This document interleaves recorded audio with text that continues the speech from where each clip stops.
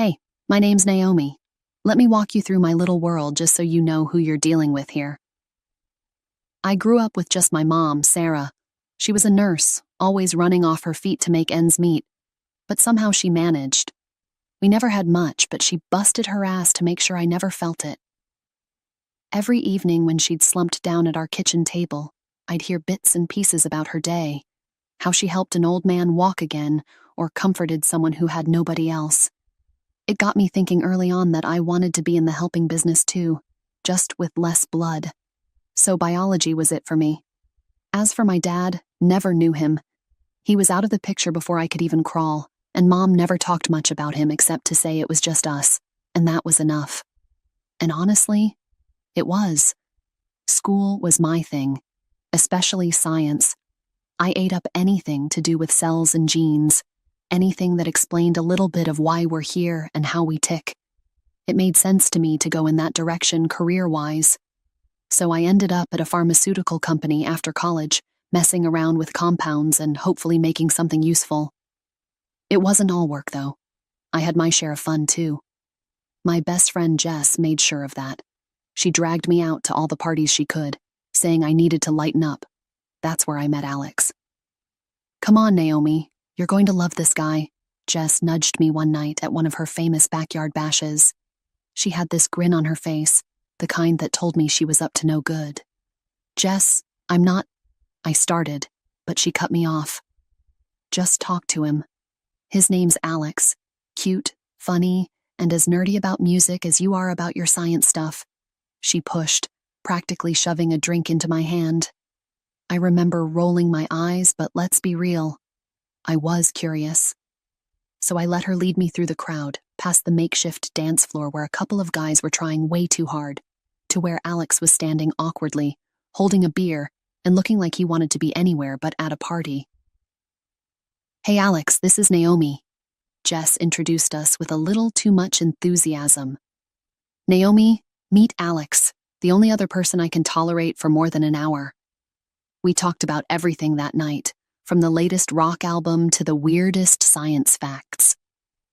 Turned out he was into biology too, but more the corporate side of things. His dad ran a toilet paper company, which cracked me up. "A toilet paper tycoon, huh?" I teased. "Hey, everybody needs it," Alex shot back, laughing. "What about you, saving the world one petri dish at a time?" "Something like that," I grinned. We clicked, simple as that. A year flew by with Alex. Movies, late-night talks, dinners with Jess poking fun at us for being disgustingly cute. Everything was pretty perfect until he wanted me to meet his folks. I was game but nervous as hell about it. His dad was this big-shot business owner, and his mom stayed at home, keeping their life in order. We met at some swanky restaurant downtown that had more forks at each setting than I had drawers in my kitchen. Alex held my hand under the table, giving it a reassuring squeeze as we waited for his parents to show up. "They're usually right on time," Alex muttered, checking his watch for the umpteenth time. Just as he said it, a man with a commanding air and a woman with a carefully styled bob walked in. George and Linda, the people who could potentially be my future in-laws. "Mom, Dad, this is Naomi." Alex introduced me with a proud smile.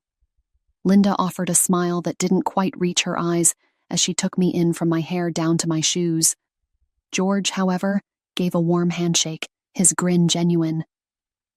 "Nice to meet you, Naomi.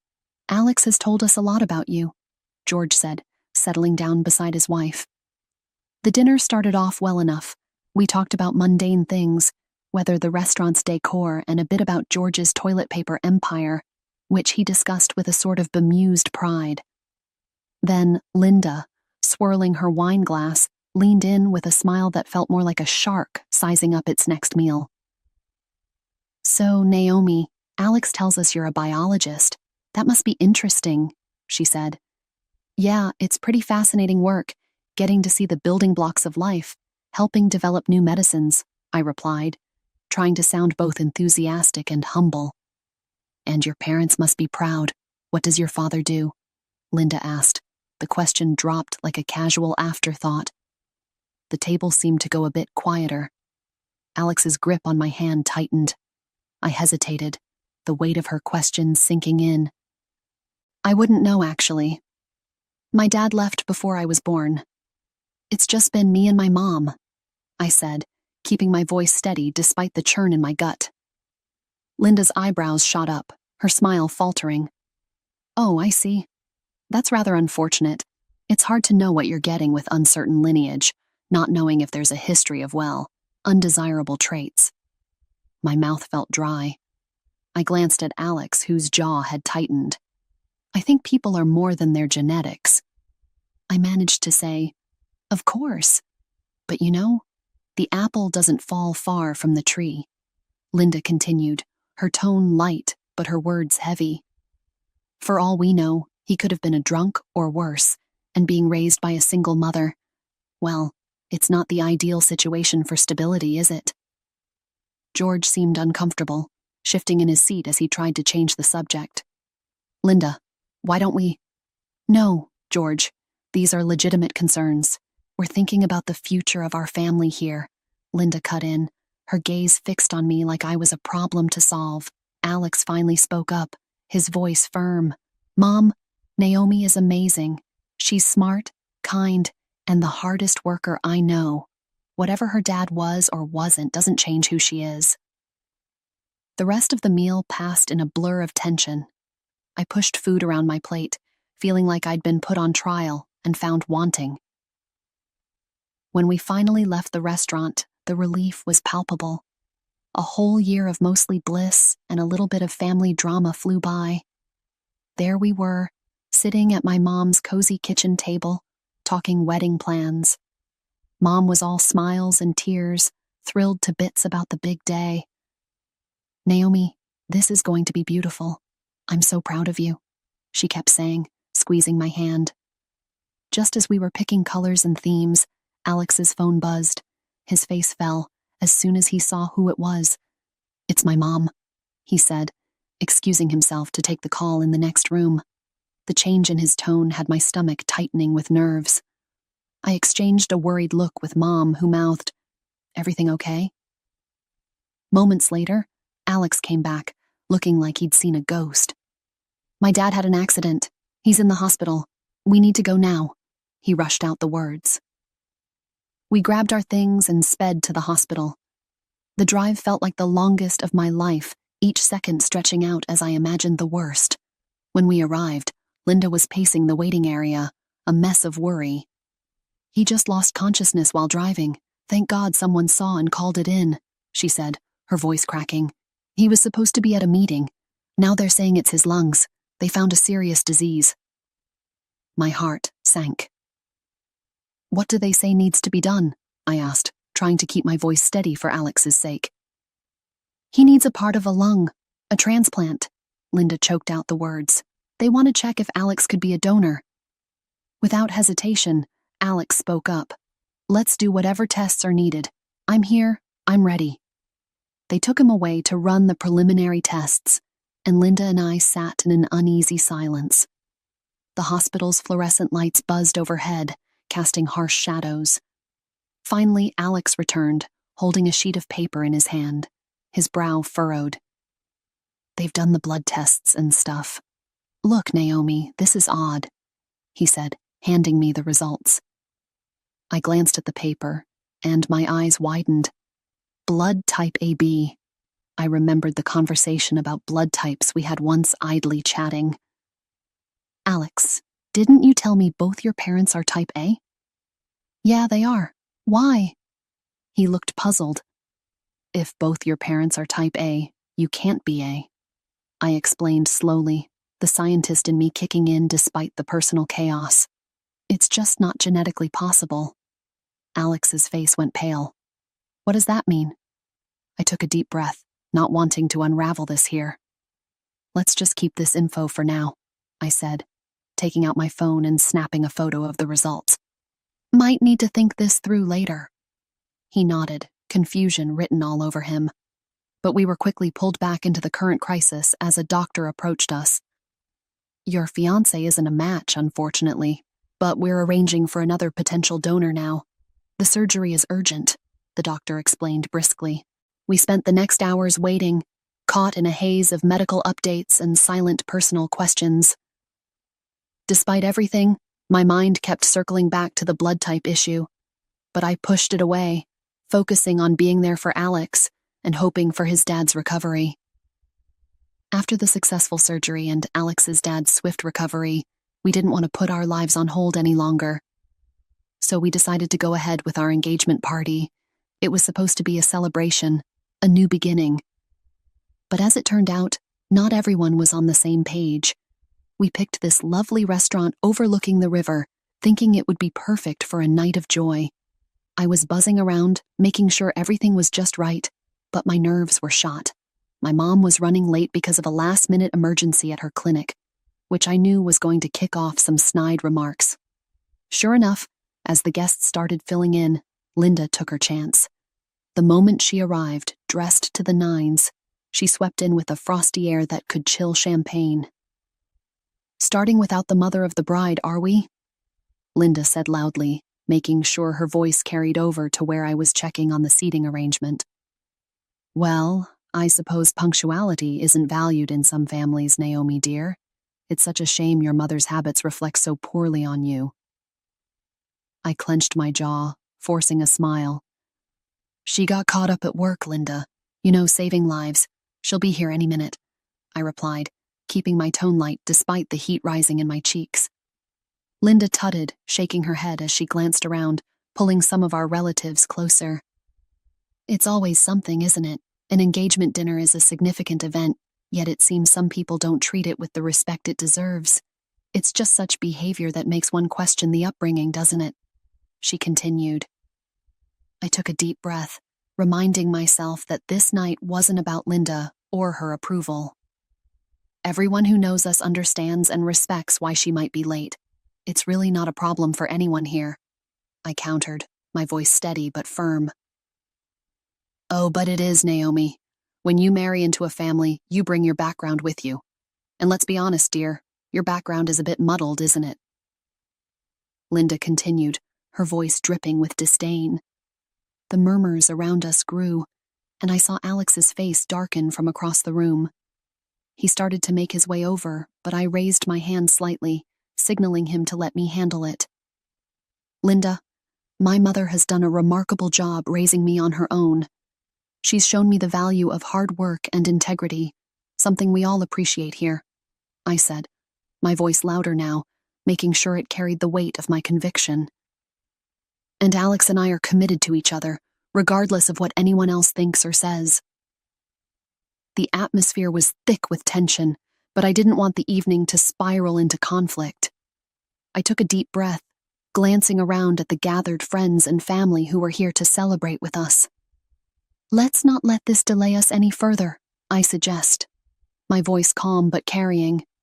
"Please, everyone, let's sit down and enjoy the evening. We're here to celebrate our engagement, something happy and full of hope." The engagement dinner was in full swing despite the rocky start. Everyone seemed to be enjoying themselves, laughing and chatting over plates of delicious food. I was making my rounds, ensuring all our guests felt welcomed when the front door of the restaurant swung open. My heart leapt. It was Mom, finally here, looking a bit flustered but as beautiful as ever in her elegant dress. "Sorry I'm so late, everyone," she called out, making her way through the crowd to where we were gathered around a table with Alex's parents. I figured it was as good a time as any to formally introduce her to Alex's folks. "Mom, this is George and Linda, Alex's parents," I said, gesturing towards them with a smile. But as soon as my mom laid eyes on George, her whole demeanor changed. She let out a sharp gasp, covered her eyes with her hands, and staggered back a step. It was like she'd seen a ghost. "Mom, what's wrong?" I rushed to her side, completely bewildered. She was pale, shaking her head as if to dispel a nightmare. George, too, looked like he'd been struck, his face draining of color, his eyes fixed on the floor. "This can't be happening," my mom murmured, her voice barely audible. This wedding can't go on." Confused and starting to panic, I pressed Mom. "What are you talking about? What's going on?" She finally looked up, her eyes filled with tears. Naomi, this is too much. George is your father. We can't do this. The room fell silent instantly, the earlier noise dying down as if sucked away. Murmurs began to ripple through the crowd, everyone trying to grasp what they had just heard. Linda, who had been sitting quietly, suddenly stood up, her chair scraping loudly against the floor. George, what is she talking about? What is this nonsense? George couldn't meet her eyes. He just stared at the ground, his voice a tortured whisper. It's true, Linda. I was with Sarah before you. When she told me she was pregnant, I wasn't ready. I left her. I never thought. Alex, who had been standing by my side, looked like he was going to crumble right there. Dad, you mean Naomi and I are... He couldn't even finish the sentence, his face crumpling in despair. I felt numb, the shock too big to process. My fiancé, the man I loved, was my half-brother. It was like a twisted nightmare. Except I was wide awake. Alex managed to choke out, his eyes glistening with unshed tears. I didn't know what to say, what to feel. Everything was collapsing around us, our future, our plans, the life we'd imagined together, all tainted by a secret that should have come out decades ago. After the bombshell about my dad, the room felt like a pressure cooker about to blow. Confusion and shock were written on everyone's faces. That's when I remembered something crucial. Those blood test results from before Alex's dad's surgery. I needed to make sense of everything, not just for me, but for everyone caught in this mess. Can everyone just stop for a moment? My voice cut through the murmurs, louder than I expected. All eyes turned to me. Linda, I said, looking directly at Alex's mom. I have to ask, why do you and Alex have different blood types? What's going on there? Linda's face went pale, her eyes darting around, looking for an out. She opened her mouth, then closed it, the words failing her as her husband turned to her, his expression hardening. Tell me the truth, Linda. Now. George's voice boomed across the room, his patience worn thin. She stumbled over her words, trying to grasp at any explanation that could save face. It's a misunderstanding, that's all. Naomi is trying to make a scandal where there isn't one, she finally managed. But just as she tried to deflect, her sister, who'd been silent until now, stood up, her face set, resolved like she'd been carrying a heavy burden for far too long. No, Linda, I can't do this anymore. I won't cover for you, she said, her voice steady and carrying across the room. Linda was already pregnant when she married George. He isn't Alex's father. She lied to keep her secret. The room erupted into gasps and whispers, the guests turning to one another, their expressions a mix of disbelief and dismay.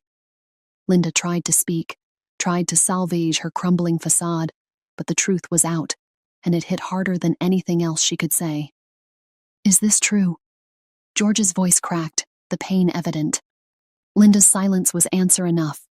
Alex looked from his mother to his uncle, then back to me. The hurt in his eyes was almost too much to bear. Mom, how could you? His voice was a whisper, a plea for something, anything that might make sense of the chaos. Linda's facade finally crumbled, her defense weak and feeble. I thought it was best at the time to protect everyone, she murmured, but her words fell flat, lost in the shock of her deceit. The room was thick with tension, everyone processing the revelations that had turned the night upside down. No one seemed to take Linda's side. The sympathy was with me, my mom, and strangely enough with George, who'd been lied to just as much as anyone. As the evening wound down, the guests slowly began to leave, their whispers and looks of sympathy trailing behind them. Alex stayed by my side, his earlier joy replaced by a somber quiet. We'll figure this out, Naomi, he said finally, squeezing my hand. We're not alone in this. We have each other. Yeah, I managed to say, the weight of his words both a comfort and a reminder of the complicated path ahead. together, whatever that means. Now, the days following the engagement dinner felt like walking through a fog. Alex and I had decided to take some time to ourselves to process everything. We weren't breaking up, but we couldn't pretend our relationship could go on the same either. It was one of those tough decisions that neither of us wanted, but both knew was necessary. A week later, I met up with my mom and George at a quiet coffee shop. It was the first time we were talking since the big revelation. The air was thick with awkwardness as we sat down.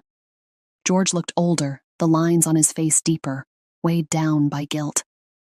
"I'm sorry, Naomi. I can't say it enough.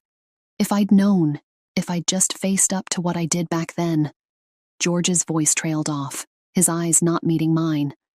"Yeah, well, you didn't, and here we are," I replied, not ready to offer forgiveness yet. "You missed my whole life, and now things are a mess." "I know, and I'm here to make whatever amends I can," George said earnestly. "I've missed so much, and I regret that deeply. I want to be part of your life now, if you'll let me." I looked at my mom, who had been quietly sipping her coffee. "Mom, what do you think? Can we even start to fix this?" She set her cup down, her voice steady. "I've had a lot of years to think about what happened.